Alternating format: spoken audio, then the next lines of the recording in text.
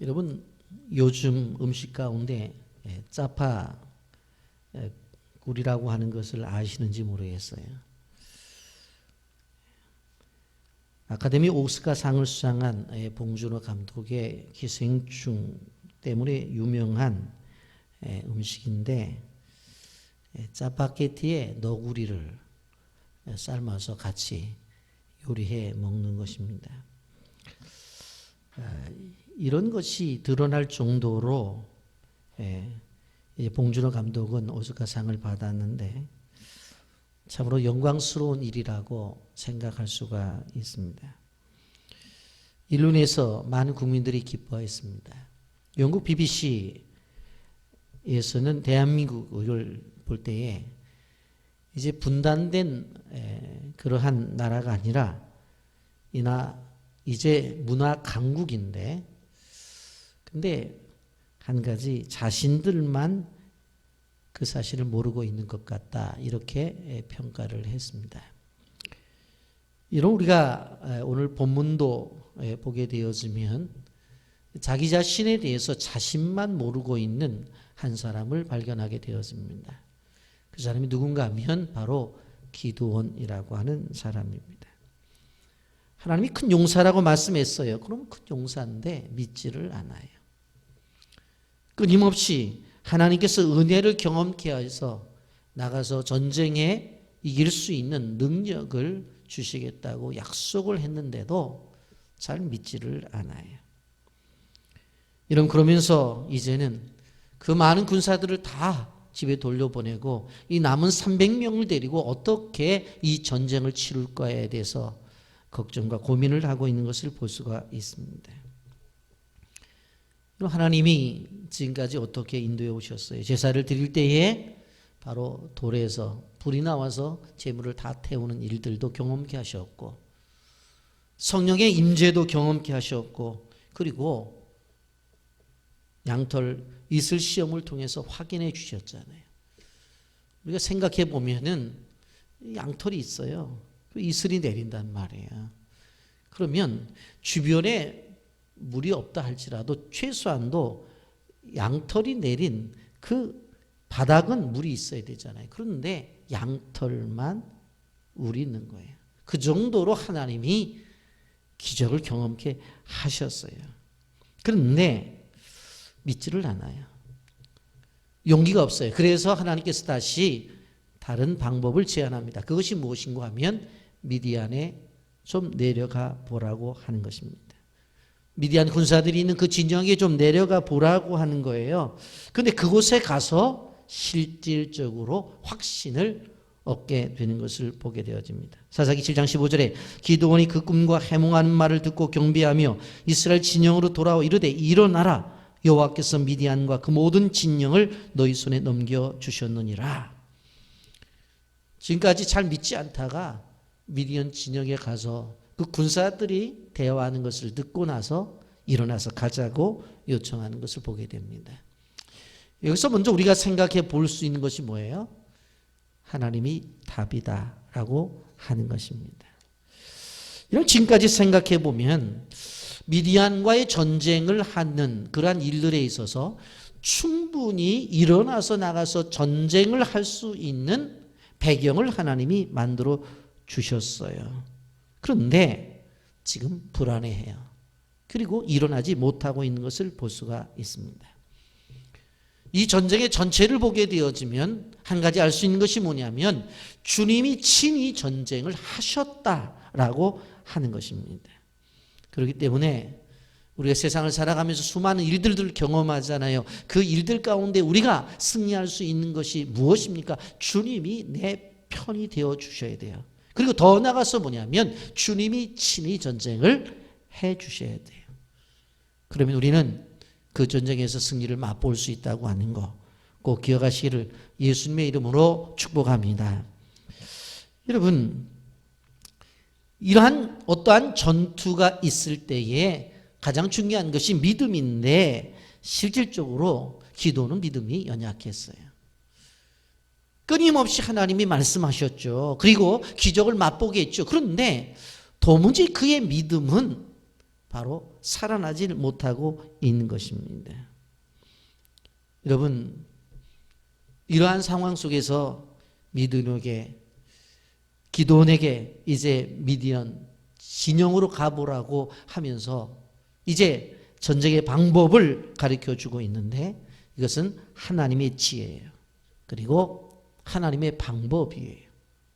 사람이 고안해내서 이렇게 하면 이기겠다고 생각한 것이 아니라 이렇게 하면 이 전쟁 속에서 분명코 우리가 이겨낼 것이다 라고 하는 것이 아니라 하나님이 디자인하시고 하나님이 가르쳐준 거예요.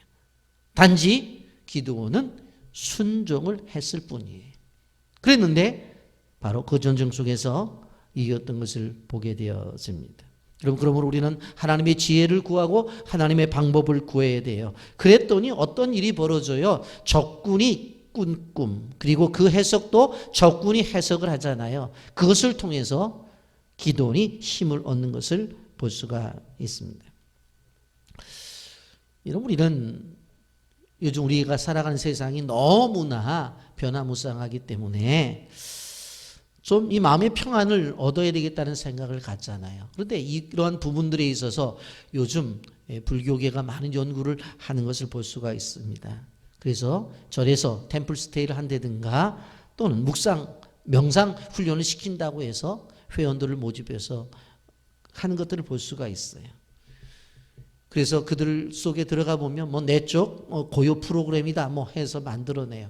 그래서 뭐 조용한 산 속에다가 사람들을 모집해 놓고 새소리 들어가면서 맑은 공기 속에서 실질적으로 여러분의 마음의 평정을 찾아야 된다. 그렇게 얘기를 합니다. 그런데 사실 여러분, 조용한 장소에 있다고 해서 마음이 평안해지는가요? 사람과 만나지 않고 새소리 그리고 불꽃 소리들, 그런 것들을 보고 들으면서 있다고 해서 마음이 평안해지냐고요. 그렇지 않다고 하는 거예요. 하나님이 도와주시지 아니하면 그 어떠한 사람의 노력을 하더라도 고요는 깨어지게 되어 있어요. 그리고 평강은 상실되게 되어져 있어요.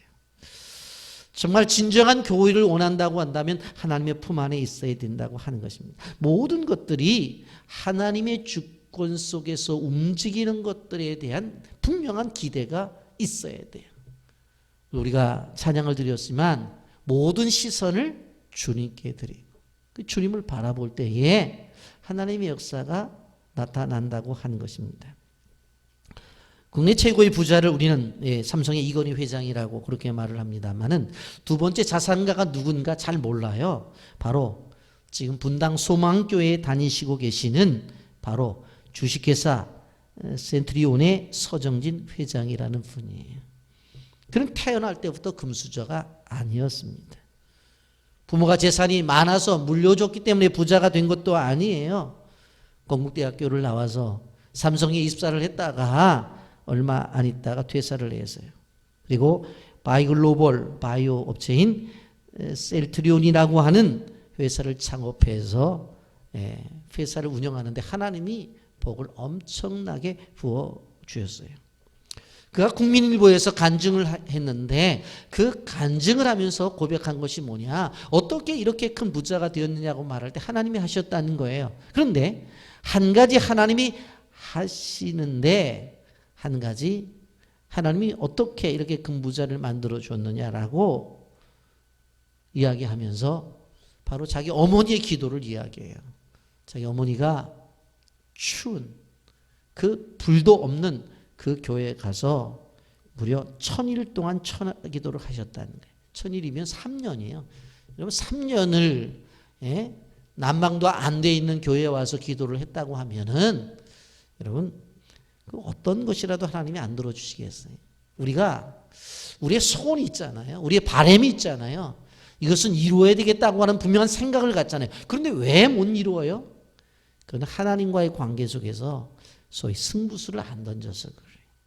최소한도 하나님이 교회에 와서 이렇게 3년을 밤을 새워 기도한다고 한다면은 왜 하나님이 안 들어주시겠냐는 거예요. 그 결과 그 무수한 경영의 어려움을 돌파하고 부자가 됐어요. 포브스가 지정한 공식적인 국내 제2부자로 인정을 받았어요. 결국 뭐예요? 기업의 경영도 누가 도와주셔야 돼요? 하나님이 도와주셔야 된다고 하는 것입니다. 내 지혜와 내 판단으로 되는 것이 아니라 하나님이 내 편이 되어주셔야 된다고 하는 거예요. 그래서 모든 성공의 비결은 하나님의 손안에 있다는 것을 알아야 돼요. 물론 우리가 경영을 위해서 경영서적도 필요해요. 개발 계획서도 필요하고 많은 것들을 준비하는 것들 필요해요. 그러나 최선의 지혜는 어디에 담겨져 있어요? 하나님의 말씀인 성경에 담겨져 있어요. 그렇기 때문에 끊임없이 성경을 읽어가면서 그 속에 주시는 지혜를 얻어내야 된다고 하는 것입니다. 그 속에서 하나님 만나고 하나님이 주신 지혜를 얻어갈 때에 그 하나님이 그것대로 이루어 주신다고 하는 것입니다. 여러분, 기도원의 사역을 보면서 우리는 놀라우신 하나님의 인도를 볼 수가 있어요. 어떻게 큰 미디안 군대를 300명으로 어떻게 이길 수가 있을까 하는 생각입니다. 여러분, 기도원이 걱정하고 염려하고 있었어요. 근데 오늘날 뭐라고 말씀하세요? 내려가서 좀 한번 들어보라는 거예요. 그래서 일어나서 기도원이 바로 미디안 지경으로 내려가는 걸 보게 되었어요. 9절 말씀, 그 밤에 여호와께서 기도원에게 이르시되 일어나 진영으로 내려가라. 내가 그것을 네 손에게 넘겨주려라. 일어나서 내려가라는 거예요. 일어나서 내려. 앉아있지 말고 일어나서 내려가라고 말씀을 했습니다. 근데 이제 기도원이 두려울 것 같으니까 하나님이 혼자 내려가기가 두려우면 내 종을 데리고 내려가라는 거예요. 10절과 11절, 만일 내가 내려가기를 두려워하거든 네 부하 부라와 함께 그 진영으로 내려가서 그들이 하는 말을 들으라. 그 후에 내 손이 강하여져서 그 진영으로 내려가리라 하시니 기드온이 이에 그의 부하 부라와 함께 군대가 있는 진영 근처로 내려간즉, 그 말씀이에요. 기드온은 두려웠어요. 내려가라는 말씀을 들었는데도 두려워요. 그러니까 하나님 말씀을 하세요. 너 혼자 내려가기가 두려우면 네 부하 부라와 함께 내려가라고 하는 거예요. 그리고 가서 어떤 이야기를 듣게 될 텐데 그 이야기를 듣게 되면 네가 강해질 것이다. 그렇게 말씀을 듣습니다. 그래서 이제 부라라고 하는 부하를 데리고 이제 내려가게 되어지는데 어떠한 일이 벌어져요? 13절에 보면 기드온이 그곳에 이른즉 어떤 사람이 그의 친구에게 꿈을 말하 이르기를 보라, 내가 한 꿈을 꾸었는데 꿈에 보리떡 한 덩어리가 미디안 진영으로 굴러들어와 한 장막이로 그것을 쳐서 무너뜨려 위쪽으로 엎으니 그 장막이 쓰러지더라. 그렇게 이야기하는 걸 들어요. 무슨 이야기예요? 그 미디안 진영의 군사들의 얘기, 한 군사가 이야기를 하는 거예요. 친구한테, 야, 나 어젯밤에 신기한 꿈을 꿨어. 뭔데? 아니, 보리떡 하나가 있는데 이것이 굴러오더니 우리가 이렇게 전쟁을 위해서 자고 있는 이 막사에 와서 한 번 치니까 그 보리떡이 치니까 막사가 한꺼번에 와르르 무너져 버리는 거야. 그렇게 이야기를 하는 거예요.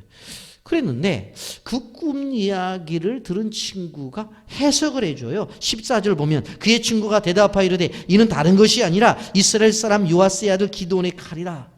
하나님이 미디안과 그 모든 진영을 그의 손에 넘겨주셨느니라 하더라 그랬어요. 야, 너 그 꿈이 무슨 뜻인 줄 알아? 그 꿈이 무슨 뜻인데?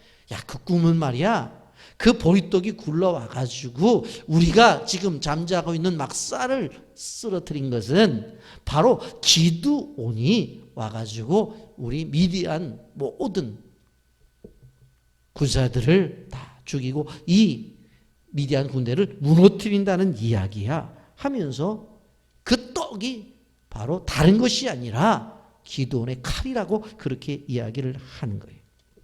그 둘이 이야기하는 걸 들은 거예요. 근데 그 이야기를 듣고 나서 어떻게 되어져요? 바로 새 힘을 얻는 것을 볼 수가 있어요. 여러분, 성도들 간의 가운데에서 대화를 할 때도 왜 긍정적인 얘기를 해주고 용기를 주는 얘기를 해주고 힘 있는 얘기를 해줘야 되느냐 하면 그래서 그런 거예요. 여러분, 우리가 다른 사람에게 얘기할 때 그게 될라나 그러지 말라는 거예요. 그게 가능성이 있어 권사님? 그렇게 하지 말라는 거예요. 예? 하시는 분은 하나님이에요. 그렇기 때문에 권사님 걱정하지 마. 나도 기도할 테니까 할 수 있어 하고 격려를 해줘야 되지. 예? 격려를 해줘야 되지. 나중에 아니 권사님 된다니까 왜 안 됐으니까 아니 그걸 어떻게 알아? 하나님이 하시는 거지. 나는 격려할 뿐이고 나는 함께 힘을 보탤 뿐이고 나는 어떻게 해요? 다른 사람을 향해서 함께 세워나가려고 긍정적으로 생각하면서 나누는 거예요. 여러분 얘기를 하잖아요. 둘이 얘기를 하는 거 듣잖아요. 듣고 나서 뭐에 힘을 얻었다고 그랬어요. 힘을 얻었다고 그랬어요. 저는 이 본문 보면서 이해가 안 되는 게 아니 지금까지 하나님께서 기도원에게 뭐라고 말해요? 너 용사야 그랬더니 나 용사 아닙니다. 내가 지금 뭐 하고 있어요? 아니 포도즙들에서 내가 탈구하고 있는데 내가 무슨 용사예요? 아니야 너 용사야. 내가 너와 함께 할 거거든. 그렇게 얘기도 안 믿더라고요. 그리고 뭐라고 말을 해요? 야 네가 나가서 전쟁을 하게 되면 그 수많은 사람을 치게 될 때 한 사람이 치듯 하게 될 거야. 뭐 그렇게 막 역사적인 말씀을 하시잖아요. 그리고 정말 그래요? 그랬더니 그래요. 알았어요. 그럼 내가 제사를 드릴게요. 하고 가갖고 또 어떻게 재물 갖다가 탁 쌓아놓고 국가전에게 부어라 부었어요. 그랬더니 물이 그 돌에서 불이 나와가지고 다 태워버리고 그 정도 되면 믿어야 되잖아요. 근데도 잘 안 믿어요. 성령의 임재도 나타나. 안 믿어요. 그런데 어떻게 양털 사건도 경험하고도 잘 안 믿었는데 이 병사들 2명이 얘기하는 것을 믿었는지. 참 그러니까 어떨 때 그의 마음이 열릴지는 상당히 우리가 이해하지 못하는 거예요. 보면 하나님이 말씀하셨는데도 잘 안 믿고 가만히 앉아있는 이 사람인데 정작 그 병사들 2명이 꿈 얘기하는 걸 믿더라니까요. 그래서 어떻게 돼요? 올라와가지고 뭐라고 말해요? 야 하나님이 우리에게 넘겨줬다. 14절 말씀 보세요. 그의 친구가 대답하여 이르되 하면서 쭉 그 얘기를 듣고 나서 어떻게 해요? 일어나서 올라오는 것들을 바라볼 수가 있습니다. 이런 우리가 생각해 보면 이게 어떻게 보면 우연한 소리 같아요. 꿈을 꾼 것도 우연한 거고 그걸 듣고 해석하는 것도 우연한 것 같아요. 그런데 우리가 기억해야 될 것은 뭐냐면 절대로 하나님의 주권 속에 이루어지는 일은 우연은 없다는 거예요. 항상 하나님의 계획 속에서 진행해 가신다고 하는 거예요. 여러분 12절 말씀에 보면 이스라엘 사람들을 치러 온 미디안 군대가 해변에 모래처럼 있다고 그랬어요. 얼마나 많아요. 여러분 한 13만 5천 명 된다고 그랬으니까 그 중에서 일부만 봐더라도 엄청나게 많았잖아요. 근데 그들을 무찌르는 데 있어서 하나님이 쓰신 방법 보세요. 그 수많은 사람들 가운데에서 꿈을 꾼 사람이 한 사람이고 그거 해석을 한 사람이 한 사람이에요. 어떻게 보면 기도는 2명의 꿈을 꾼 이야기와 해석하는 이야기를 들었을 뿐이에요. 아니 그 많은 사람들이 모인데 어떻게 그 막사 옆으로 갔지? 어떻게 그 옆에서 또 얘기하는 걸 들었지? 우리가 생각해 보면 우연인 것 같아요. 그런데 절대적으로 우연은 아니다라고 하는 것을 아셔야 돼요. 여러분 사실 미디안 진영에 기도는 가고 싶질 않았어요. 두려운데 어떻게 가요? 근데 하나님이 가라고 그랬어요. 근데 가라고 그랬는데 두려우니까 하나님이 야 부라 데리고 가라. 그래서 이 부라를 데리고 이제 간 거예요. 여러분 그런데 그곳에 가서 하나님께서 주시는 그 병사들을 통해서 주시는 바로 이야기를 듣게 되어진 것입니다.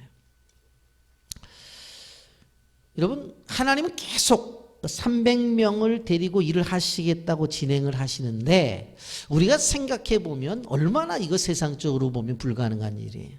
말도 안 되는 일이잖아요. 이성적으로 생각해 보면 이해가 되어지지 않는 일이에요. 여러분 우리가 생각해 볼 때에 하나님의 방법은 절대적으로 우리의 머리로 이해가 되지 않을 때가 너무나 많아요. 우리의 방법을 가지고도 안 된다고 생각할 때가 너무나 많아요. 그런데 하나님이 하셔서 되잖아요. 그래서 하나님의 인도는 인간의 계획과 인간의 판단과 상식을 초월한다는 것을 우리는 기억해야 돼요. 여러분 32,000명이 처음 모였을 때 그거 깎고도 힘들었는데, 야 그냥 기돈이 오라고 그랬으니까 왔는데 그 마음속에 조금이라도 두려운 사람이 있으면 나가라고 그랬더니 다 여기저기서 가잖아요. 간 사람이 몇 명이에요? 10,000명만 남겨놓고서 그냥 가버리잖아요. 그 10,000명도 많다고 해가지고 물 마시는 것들을 통해 가지고 300명만 남기고 9,700명 또 가버리잖아요. 여러분 하나님이 하시는 일들을 기도원이 보면서 무슨 생각을 해요? 이건 상식적으로 맞지 않아. 이것은 이성적으로도 맞지 않아. 이것은 내가 들어보지도 못해서 경험적으로도 이것도 맞지 않아. 이런 생각을 하게 되어요. 여러분 하나님의 역사를 경험할 때 꼭 기억해야 될 것은 내가 계산하고 내가 생각하는 것을 어떤 한순간에 딱 스탑하면 스탑해야 돼요. 그리고 하나님을 향해서 시선을 맞추고 하나님의 일하심을 기대하고 나가야 돼요.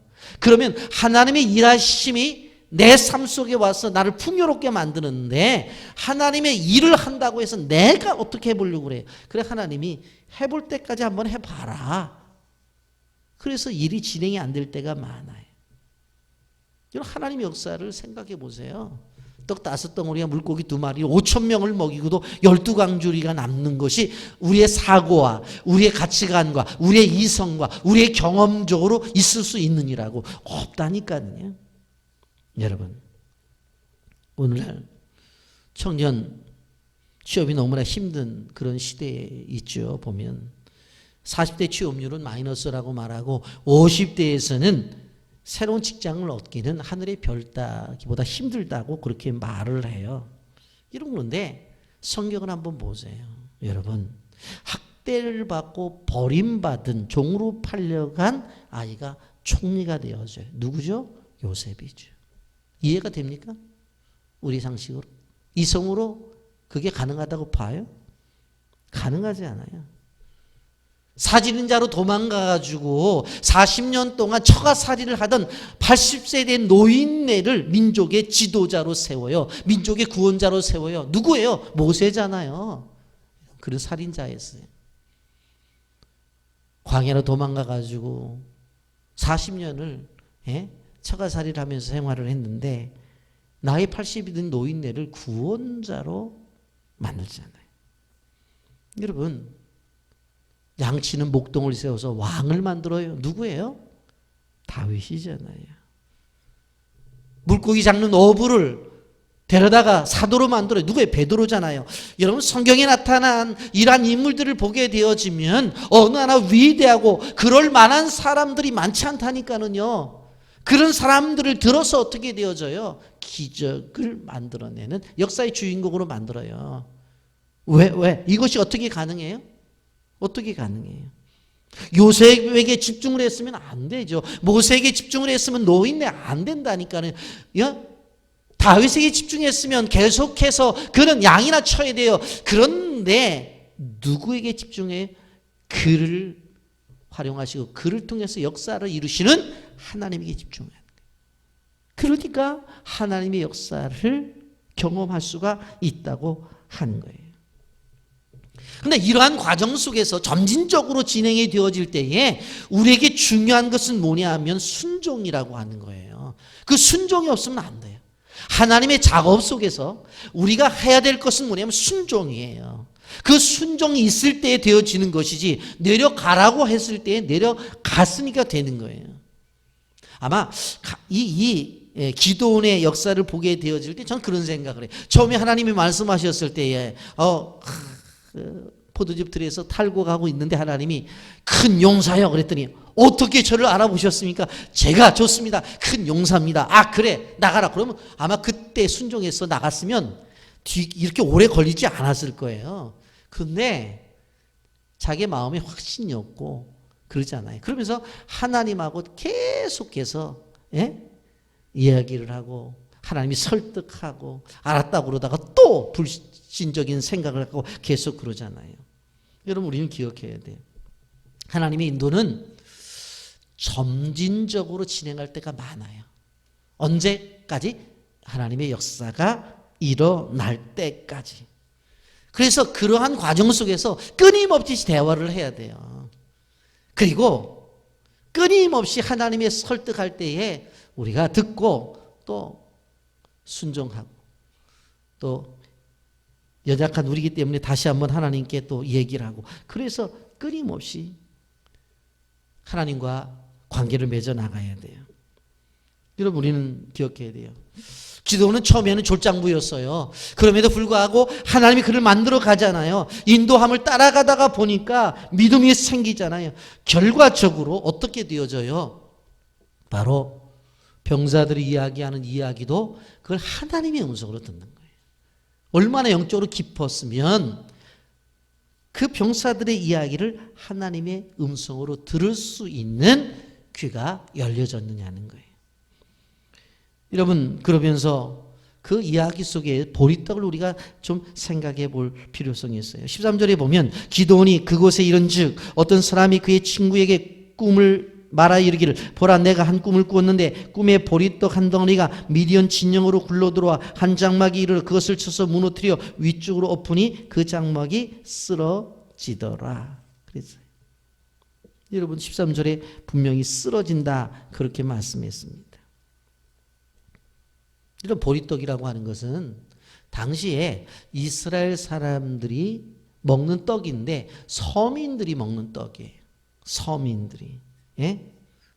그러니까 이 보리떡 그러면, 예?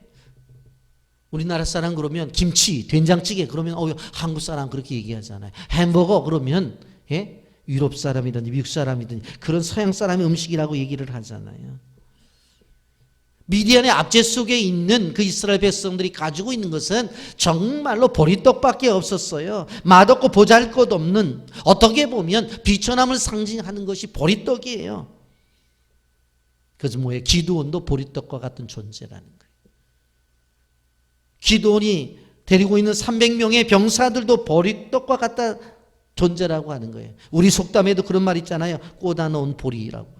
그러니까 이게 보잘것없는 존재라고 하는 거예요. 이걸 보리떡을 갖고 어떻게 죽여요? 보리떡. 그런데 여기 14절 말씀에 그의 친구가 대답해 이르되 이는 다른 것이 아니라 이스라엘 사람 요아스의 아들 기드온의 칼이라. 보리떡이 기드온의 칼이라고 해석하잖아요. 여러분, 사람들이 바라보기엔 보리떡인데 하나님께서는 그것을 가지고 칼로 사용하실 수가 있다라고 하는 것입니다. 여러분, 우리는 무슨 생각을 해요? 뭔가가 준비가 되어져야 하나님이 쓰실 수 있고 뭔가가 준비된 사람을 하나님이 사용하실 거라는 생각을 가져요. 그런데 하나님은 어떤 분이냐? 보리떡과 같은 존재도 사용하실 수 있는 분이라고 하는 것이에요. 여러분, 우리는 하나님 앞에 이렇게 기도를 드려요. 하나님, 나에게 물질을 주십시오. 내가 이 물질이 있어야 하나님의 일을 할 것 아닙니까? 하나님, 내가 요즘 삶이 너무나 바빠요. 좀 시간을 하나님이 허락하셔야 내가 전도도 하고 하나님 일을 할 게 아니냐고. 하나님, 나에게 건강을 주세요. 이 몸이 아파가지고 내가 도무지 하나님의 일을 할 수 없다고 그렇게 말을 해요. 그럴 때 하나님 우리에게 뭐라고 말씀하시는 줄 아세요? 내가 돈이 있어서 하나님의 일을 하고 내가 시간이 있어서 하나님의 일을 하고 내가 건강해서 내 일을 한다고 한다면 나중에 분명히 너는 내가 했다고 이야기할 거야. 그렇기 때문에 내가 원하는 것은 내가 돈이 없어도 하나님의 일을 하고 시간이 없어도 하나님의 일을 하고 건강하지 못해도 하나님의 일을 하는 걸 원해. 그래야지만 하나님 앞에 나에게 영광 돌리는 거죠. 하나님 끊임없이 그렇게 말씀하세요. 그런데 자꾸 우리는 하나님과의 관계 속에서 자꾸 그렇게 얘기해요. 하나님 물질 주세요. 물질 있어야 할 게 아니냐고. 아니, 떡 5덩어리하고 물고기 2마리만 있어도 5,000명 먹이고 12강줄이 남긴다니까는요. 우리 그런데 뭐라고 말해요? 계산 돌리는 거예요. 그래서 뭐라고 말해요? 빌립처럼 200데나리온이 있어야지 다 먹이겠습니다. 그렇게 말해요. 하나님이 200데나리온이 있어서 사올 때나 있냐? 200데나리온이 있어서 사 먹인다면 그건 뭐예요? 니들의 능력이지. 근데 떡 5덩어리 물고기 2마리 해가지고 5,000명을 먹이면 누구의 능력이 나타난 거예요? 하나님의 능력이 나타나는 거예요. 포도주가 떨어졌어요. 야, 어느 집에 포도주가 남았다고 하느냐? 야, 마트에 가라. 어디가 좀 물건이 많이 있대. 그러지 않잖아요. 물 떠다 주라고 말하잖아요. 거기에 역사가 있는 거예요. 여러분 나가서 포도주 많은 데 가서 마트에 가가지고 포도주 사다 준다고 하면 뭐 그게 무슨 기적이에요? 그 기적이 아니라니까는요. 우리가 기도할 때 하나님 앞에 어떻게 기도를 해야 되느냐? 자꾸 우리는 돈 주시면 하나님의 일을 하겠다. 물론 있어야 일을 하죠. 그리고 또 하나님 시간을 주셔야 된다고. 시간 없어서 일 안 하셨어요? 그 짧은 시간이라도 길에 가는 사람에게 예수 믿으라고 전도지 하나 돌리면 그 사람이 하나님 앞에 돌아온다고요. 왜 믿음이 없어요? 건강이요? 열심히 일하면 건강해지는 거예요. 예? 제가 우리 80 넘은 우리 권사님도 오늘 아주 단체로 결석을 하셨는데 제가 그래요. 아유 목사님 몸이 괜찮으면 기도도 할 텐데 기도하세요. 건강해지. 기도하세요. 여러분 우리는 어떻게 되면 보리떡 인생이라니까요. 그런데 이 300명을 하나님이 어떤 슈퍼맨이나 600만 불 사나이로 만들지를 않으셨어요. 그들을 데리고 하나님의 역사를 일으켰다는 거예요. 믿음으로 나가니까 보리떡 같은 존재를 뭘로 만들어요? 칼로 만들어 쓰시잖아요. 우리가 믿음으로 나가야 됩니다. 우리가 보리떡 같은 한 덩이에 불과하지만 하나님은 전능하시기 때문에 우리를 통해서 역사하신다는 사실을 기억하시기를 바랍니다. 여러분 오늘 이 본문을 통해서 우리가 기억해야 될 것은 기드온이 전쟁을 해서 이긴 것이 아니라 하나님이 전사가 되신 거예요. 우리가 보리떡 같은 존재라도 걱정할 필요가 없어요. 하나님이 하나님만 되시면 되시는 거예요. 예?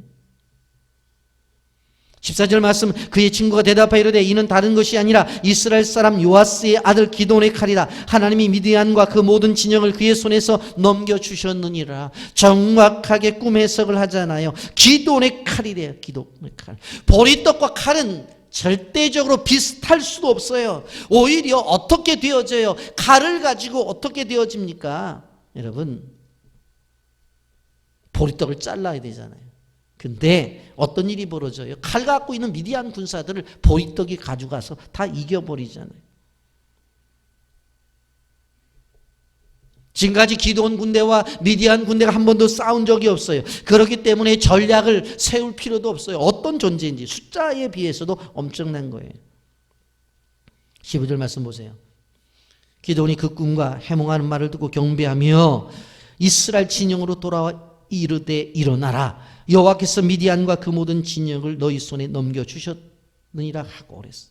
기드온의 사역 속에서 우리가 중요한 몇 가지를 볼 수 있는 것 가운데 중요한 한 가지가 뭐냐? 예배예요. 예배. 실제로 하나님의 메시지를 듣고 나서 가만히 계세요. 여기 어디 가지 말고 가만히 계세요. 하나님이 왜 그래? 그랬더니 제가 제사를 드릴 제물을 가져와야 되죠. 그리고 가져와서 제사를 드린 거 기억하잖아요. 그 국도 붓잖아요. 제사 드렸죠. 예배 드렸잖아요. 여기서도 보세요.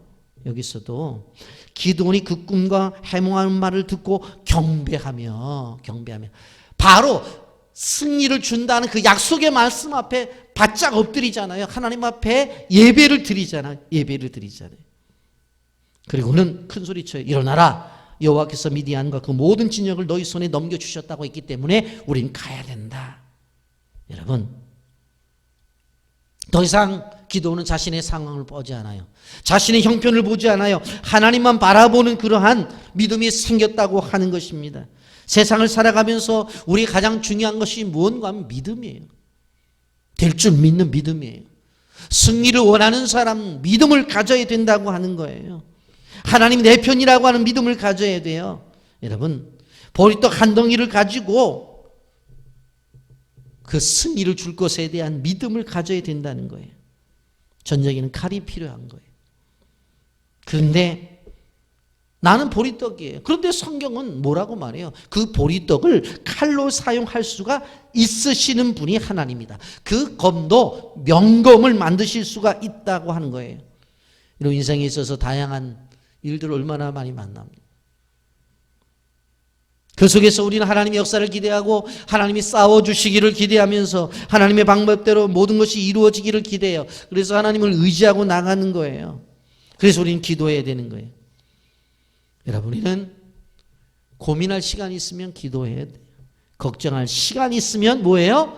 기도해야 돼요. 염려할 시간이 있으면 뭐예요? 기도해야 돼요. 그럴 때 하나님의 역사가 나타난다는 것을 기억하시기를 바랍니다. 영상 하나 보고 말씀 계속하겠습니다. 세상을 정의하고 바라보는 눈이 세 가지 정도가 있는데, 첫 번째가 뇌로 보는 겁니다. 뇌안. 우리가 사과를 하나를 보고 그 뇌안으로 보게 되면 아, 요거 맛있겠네. 입에 침이 고이죠? 그게 뇌안이에요. 이성적으로 판단해요. 이게 어떻게 해서 익었고 어떻게 해서 아름답고 뭐 이런 거 보는 거죠. 그 위에 단계가 있어요. 그 위에 단계가 심안으로 보는 거예요. 심안. 마음으로 보는 거죠. 그거는 것 이제 시인들이죠. 한떨기 국화꽃을 피우기 이거죠. 봄부터 소축새는 울었나 보다. 이런 식으로 나오는 거고. 최고의 레벨이 있습니다. 그게 뭐냐면 영안이에요. 그 위가 영안이에요. 이 얘기는 크리스찬들은 무슨 말인지 아실 거예요. 그렇죠. 제가 지금 수도 없이 상을 많이 받고 수도 없이 아이디어를 내서 성공을 하고, 이 모든 아이디어는요 주님이 주신 아이디어예요. 네. 제가 한 게 아닙니다. 제가 이 아이디어를 내기 위해서 지금 이런 창의적인 일을 하시는 분들은요 가장 힘든 게요, 지금 새로운 생각을 해내는 게 가장 어려워요. 고통스러워요. 그렇죠. 그걸 하기 위해서 별 이상한 미친 짓을 다 하는 겁니다. 그 새로운 경험을 해야 되니까. 예. 그런데 뉴욕에서 그렇게 힘들게 겨우겨우 연명해 가면서 아이디어를 냈는데요.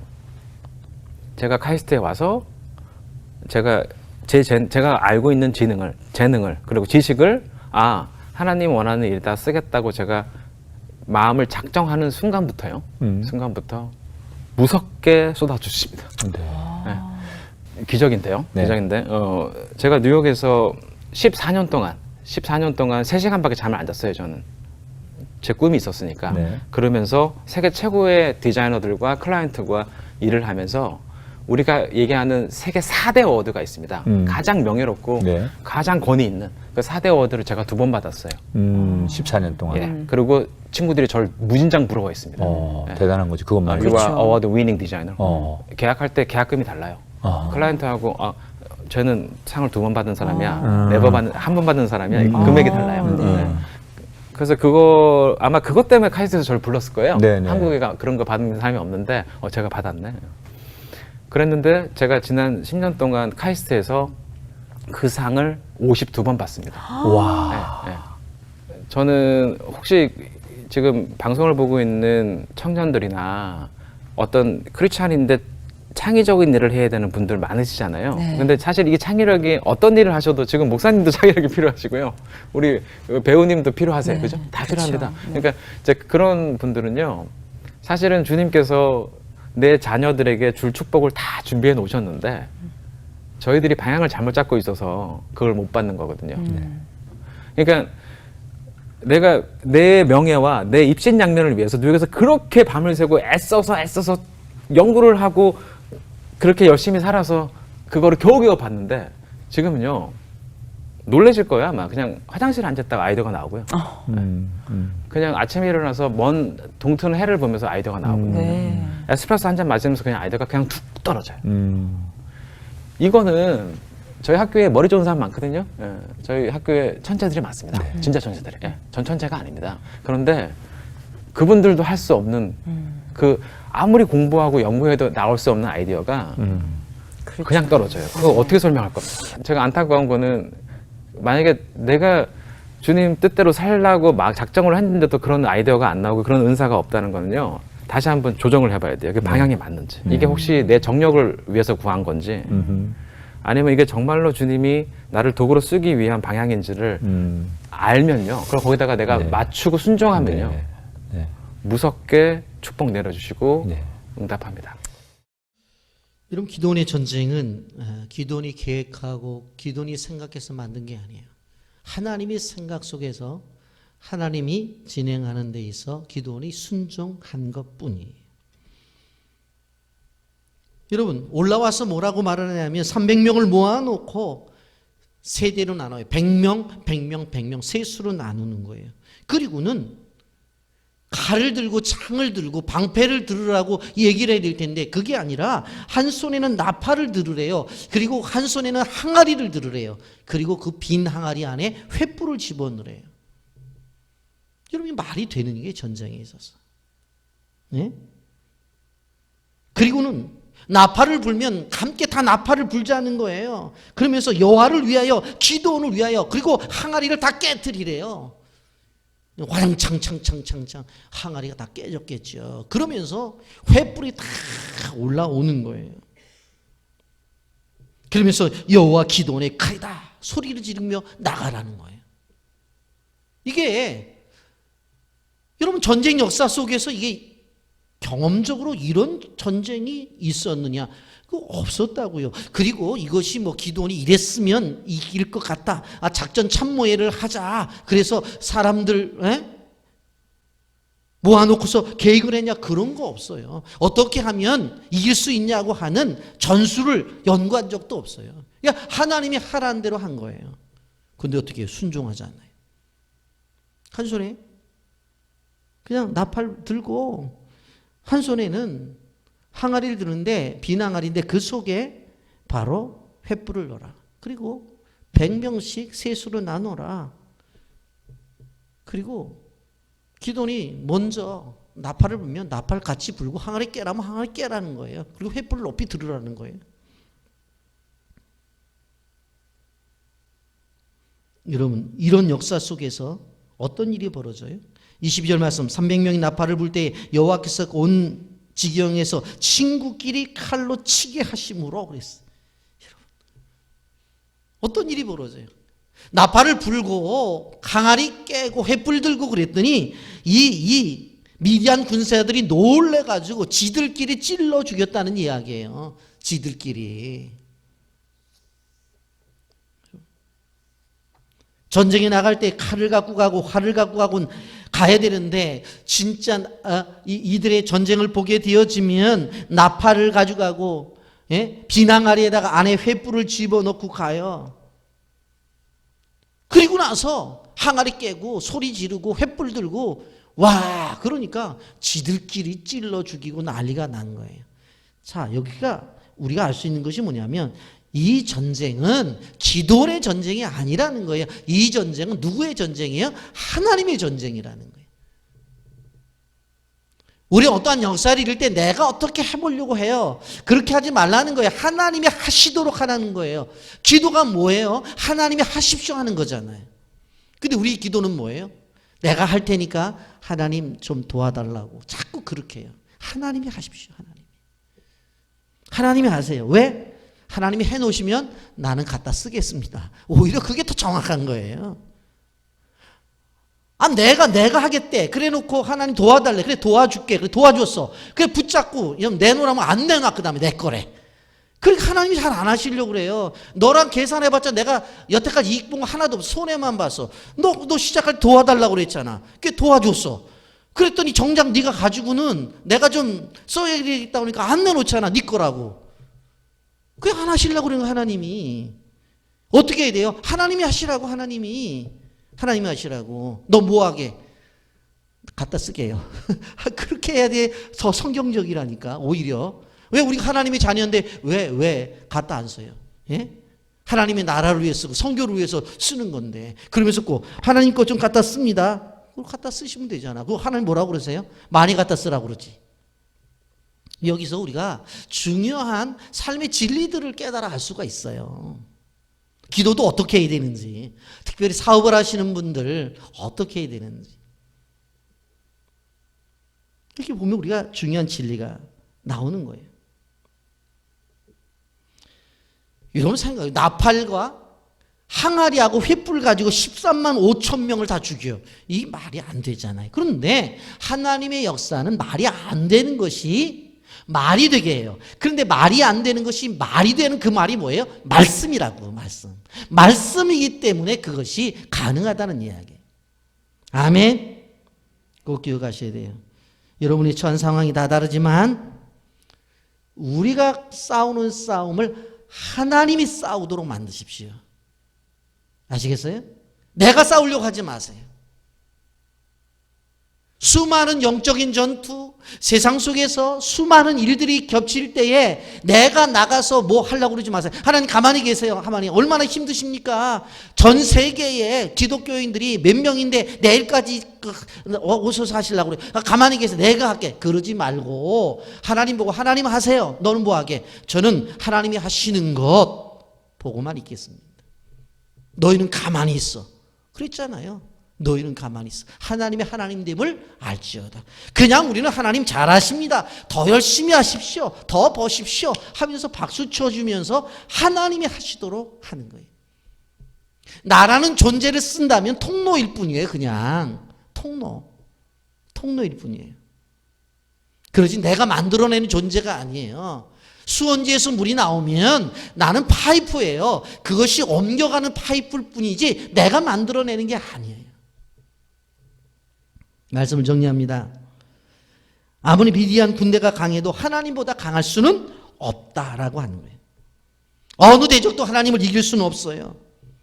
중요한 것은 뭐냐면 하나님이 내 편이시고 하나님이 싸워주셔야 된다고 하는 것입니다. 그렇기 때문에 우리가 어떠한 일이 있을 때 하나님 보고 나를 도와달라는 기도를 뛰어넘어서 하나님이 싸우시라고 그렇게 기도함이 필요한 거예요. 여기서 중요한 삶의 진리를 우리는 끄집어낼 수 있는 거예요. 물론 최소한 우리가 해야 될 건 하죠. 항아리 들으라면 항아리 들고 말도 안 되지만 나팔 들으라면 나팔 들어야 되죠. 그리고 싸울 때에 항아리 깨라고 그러면 항아리 깨야 되죠. 그 안에 있는 횃불을 다시 들고 소리 지르라면 소리 질러야 되죠. 이게 뭐예요? 순종이라고 그랬어요. 하나님 앞에 선 문제들은 우리가 볼 땐 크지만 사실은 개미보다도 더 작아요. 그렇기 때문에 기도원의 하나님이 우리의 하나님이 되심을 믿으시기를 예수님의 이름으로 축복합니다. 그 견고한 여리성도 이 방법으로 무너뜨린 거예요. 남들이 건너지 못한다는 홍해도 이 방법으로 건넌 거예요. 요단강도 마찬가지고 이 방법이에요. 이 방법. 하나님이 하시는 것. 하나님이 하시는 것. 여러분 물질 문제로 아주 머리가 아픈 분들도 계실 거예요. 건강 때문에 병원에도 뭐 이렇게 사시다가 그냥 가시는 겁니다. 이 나이 드셨으면 워낙 이렇게 아픈 겁니다. 의사 선생님들이 꼭 하는 얘기 있어요. 보면 나이 분들 가면 아이고 나이가 드셨으니까 그냥 이렇게 아프다가 그걸 어떻게 해요? 이렇게 아프시다가 가시는 겁니다. 그럴 때 겉으로는 얘기하지 마시고 속으로 야 네가 하나님을 몰라서 그렇지. 그리고 기도하면서 나오는 하나님이 해결해 주시는 것. 아멘입니까? 이건 꼭 기억하셔야 돼요. 오늘 말씀은 짜파구리로 시작해서 보리떡으로 마쳤는데 여러분들을 한번 생각을 해보세요. 보리떡 같은 그런 연약한 존재도 어떻게 해요? 칼로 사용될 수가 있다 없다? 있다는 거예요. 오히려 미디안이 갖고 있는 칼을 무너뜨려요. 아니 보리떡이 가지고 갖고 칼을 무너뜨려. 이런 역사가 나타날 수가 있다는 거예요. 그렇기 때문에 우리는 하나님이 위대한 사람이 될 수가 있어요. 왜? 우리를 향해서 하나님이 일하시기 때문에. 그래서 우리는 자존감 낮은 얘기하면 안 돼요. 아유 나는 워낙 가난해. 나는 나이가 들었어. 나는 능력이 없어. 나는 배운 것이 없어. 그런 얘기를 하지 마세요. 하나님이 앞에서 웃으셔요. 야 나 좀 봐라. 그 하나님 붙잡고 하나님이 일하게 하시면 된다. 아멘입니까? 이러한 믿음의 자리로 들어가시기를 예수님의 이름으로 축복합니다. 아멘.